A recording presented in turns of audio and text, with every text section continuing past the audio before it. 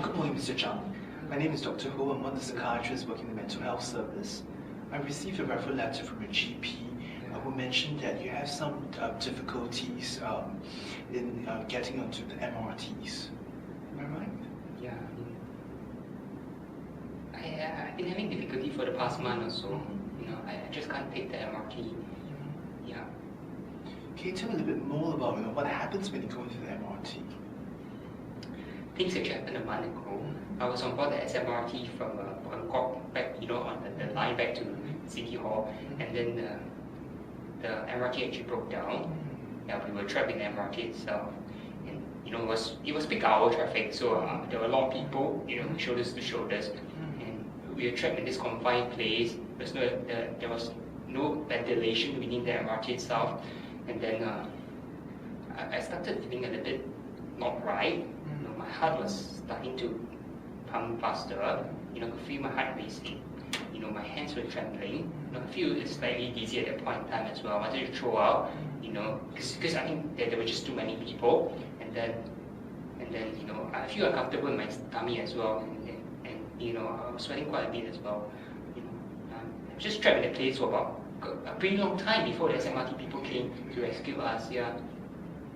That must be quite traumatic. You've been stuck there for so long. Yeah, that's right. I mean, the MRT nowadays, it's just not dependable at all. And they took so long to come by to rescue us. Yeah. So what happened after that? After you got out the MRT, do you feel much better after that?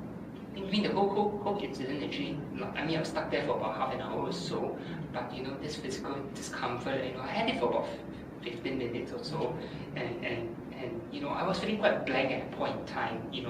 I just felt that it was such a confined place where with poor ventilation. There was this recurrent thoughts that I might actually die, and I was losing control of myself because there's no one I could turn to. They were all strangers around me. Yeah. So it was a great relief, when the SMRT people got us. They opened the doors and got us to walk along the railway back to the station. It was a great relief. Yeah. Okay. So subsequently, you mentioned that you have difficulty getting to the MRTs again. That's right. So when you thought of going into the MRT, how do you feel? Every time I actually step out to the gantry at the station, I feel slightly discomfort.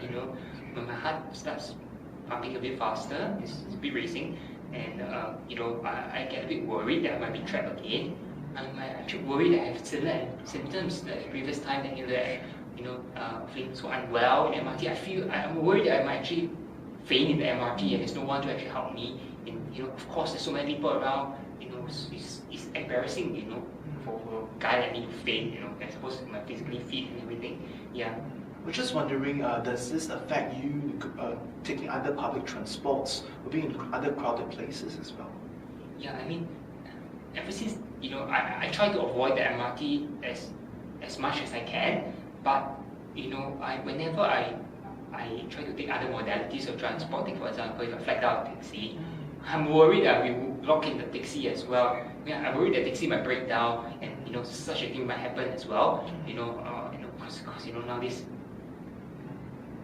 Traffic. Yeah, traffic is bad. Yeah, that's right. Yeah. How about being, for example, in a crowded shopping mall, even in Leeds, for example? There's always the constant worry I have that such a symptom might come on again, and I've just seen my GP. He gave me some sleeping tablets or something to help me calm me down. I don't really think they are working. Every time I pop a pill in, it keeps me calm. For a while, and then then at the next moment, if I go out again to a shopping center or to the lift, it comes back again. I can't be popping the tablets like candies, right? Perhaps we can discuss about some of the different methods of treatment.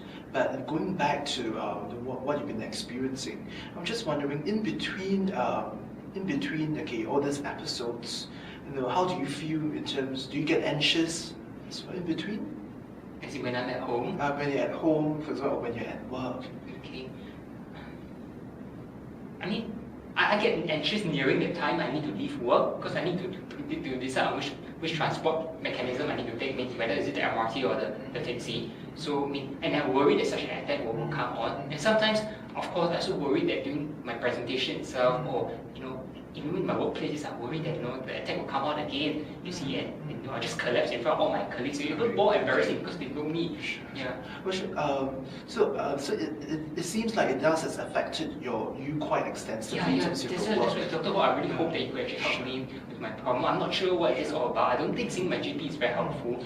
Well, we will discuss about that later on, but let me just get back to what you're going through. Besides work that's been affected, how about in terms of at home, your relationships with people, has it been affected as well? I think it's still generally alright at home. Okay. Yeah. So can I just check? Do you tend to get anxious easily over things in general? Because now you mentioned about going into crowded places, taking public transports, you get anxious. But how about other things? I mean, I think it's normal to worry about some things in life, like finances. But do you find yourself getting anxious all the time about all the various things that's happening in your life? No, I mean, it's just pretty. I lead a pretty normal life. I mean, I don't really think too much. I mean, just think about my future, what kind of investment I need to do. That's it. Yeah. No problems getting out of the house. Do you get worried about going out of the house? I mean, now there's some problem because I don't drive. I mean, I need to take a form of transport, so there's some problem getting out of the house. All right. How about in terms of meeting people? Especially making presentations, to people whom you don't know, or talking to people, strangers. Do you get anxious? Not really. I'm doing a sales job. I need to do frequent presentation. It's just this constant worry that the attack might come on again. This feeling unwell thing is my heart racing and trembling. Yeah. I was just wondering, besides this anxiety that you had mention, okay, how about your mood? Has there ever come a time where you feel that your mood is quite low? I mean, ever since the incident itself, I guess my mood has not been very good because I'm kind of being stressed by this circumstances that every day I need to plan how to get out of work, and my work performance recently isn't that great as well. But has it gone so severe to the extent it has affected your sleep, your appetite? I mean, appetite is still alright. I mean, there are times that I actually think about my problems during my sleep. Yeah, so it's harder to fall asleep nowadays. Yeah. Okay, but you're still able to enjoy things you normally enjoy doing. Besides, other than the transport issues and things like that. Yeah, I mean, if I manage to get to the place, I still be able to have a meal with my family. It shouldn't be much of a problem. Have there ever come a time where you feel that it's so difficult that you feel like hurting yourself because of all this? No, that's never occurred to me.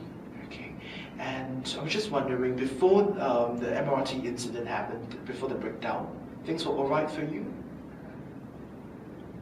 I mean, apart from my work performance being affected, because the economy is not doing so well, things largely been all right for me. All right. Okay. And in terms of coping, do you do anything to help to cope with all this anxiety? Well, I mean, my GP gave me this particular medication. He says that it was good for anxiety. I mean, he actually gave me 2 medications. It was called P something. I'm not sure. He said it can reduce the heart rate. And there's another thing. Sounds like that, yeah. Okay. And there's another thing that he tells me to take it as and when I need. He told me there was a sleeping tablet. I think it's called just a minute, X something, Yeah. I've been taking it, but it doesn't work for me. So at times, at night when I'm so troubled by all these issues, I take some alcohol. Yeah. Okay. But not to the extent of you taking alcohol every day? Do you take alcohol every day? I mean, recently, there are occasions that I just have 1 sip or 2 sips of a glass of wine. Okay. How about in terms of smoking or even taking any street drugs? How do you feel better? I won't want to get in trouble with the police. Okay. Alright. Well, it seems to me that you are going through symptoms of what we call as a panic disorder. Panic disorder, happens when the person gets really anxious in certain circumstances. and the person does experience symptoms such as shortness of breath, chest discomfort, like what you're going through. And this is what we call as panic attacks. And it seems that what has happened in the MRT has affected you quite greatly, and resulting in you having difficulty in taking MRTs or public transport as a result. The good thing is there are treatments available for this, and some that's really very treatable. But my GP has started me on medication and they're totally useless. I mean, it just helped me for the 1 or 2 hours, and thereafter the symptoms come back again. Well, the medicine that your GP has gave you does help you to a certain extent to temporarily relieve the symptoms. But the medication that I'm offering is what we call as an antidepressant, which also has an anti-anxiety effect. I see. The antidepressant I'm proposing is fluoxetine. This is a very good medication to help to reduce your anxiety over the long run. At the same time, it may be worthwhile to consider talking therapy to explore some of the difficulties, some of the negative emotions and thinkings you have in relations to being trapped, being in crowded places. And we can work from there to see how we can actually get you to emotionally and cognitively, thinking-wise, to get out of that situation. So there are things available for that, and we may actually combine both talking therapy and medications together. So I will get better with medications? Definitely things can improve, and we will work together with you, to help you to overcome this. All right, sure.